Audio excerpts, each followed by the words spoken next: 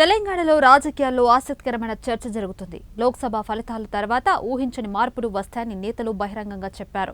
ప్రస్తుతం బీఆర్ఎస్లో ఉన్న చాలా మంది నాయకులు టీడీపీ వైపు చూస్తున్నట్లు వార్తలు వస్తున్నాయి. తన ముఖ్య అనుచరులతో గత 2 రోజులుగా మల్లారెడ్డి సమావేశం నిర్వహించినట్లు విశ్వసనీయ సమాచారం. తిరిగి సొంత గూటికి చేరే ఆలోచనలో మల్లారెడ్డి ఉన్నట్లు సమాచారం. ఏపీలో తెలుగుదేశం పార్టీ అధికారంలోకి రావడంతో తెలంగాణలో ఆ పార్టీకి జోష్ వస్తుందని మల్లారెడ్డి భావిస్తున్నట్లు తెలుస్తుంది. తనపై కాంగ్రెస్ ప్రభుత్వం నుంచి దాడులు తగ్గాలంటే అధికారంలో ఉన్న పార్టీలో చేరుతానని తన అనుచరులతో మల్లారెడ్డి చెబుతున్నట్లు తెలుస్తుంది. టీటీడీపీ అధ్యక్ష పదవి ఖాళీగా ఉండటంతో మల్లారెడ్డి ఈ పదవిపై దృష్టి పెట్టినట్లు తెలుస్తుంది.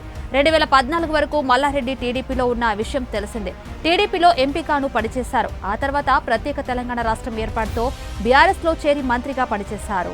దాదాపు 6 నేతలు ఇప్పటికే అధినేత చంద్రబాబుతో మంతనాలు జరిపినట్టు అందులోని సారాంశం. అదే జరిగితే కారు పార్టీ ఖాళీ కావడం ఖాయమని చర్చించుకుంటున్నారు. తెలంగాణ వచ్చిన తర్వాత 10 ఏళ్ల పాటు పాలించింది టీఆర్ఎస్ పార్టీ. అందులోని నేతలంతా దాదాపు టీడీపీ నుంచి వెళ్లిన వారే. మొన్నటి అసెంబ్లీ ఎన్నికల్లో ఫలితాలు తారుమారయ్యాయి. బీఆర్ఎస్ బదులు కాంగ్రెస్ అధికారంలోకి వచ్చింది. తెలంగాణ ముఖ్యమంత్రి రేవంత్ రెడ్డి బాధ్యతలు చేపట్టారు. ఈసారి బీఆర్ఎస్ నుంచి గెలిచిన వాళ్లలో తెలుగుదేశం పార్టీ నుంచి వెళ్లిన వారు ఉన్నారు.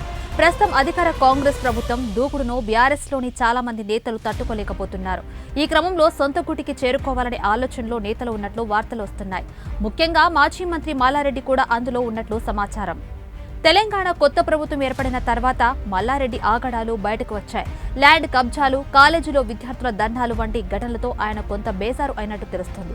ఇప్పుడున్న పరిస్థితిలో కాంగ్రెస్ వైపు వెళ్లకుండా టీడీపీ వైపు వెళ్తేనే బెటర్ అని ఓ వ్యక్తి సలహా ఇచ్చారట.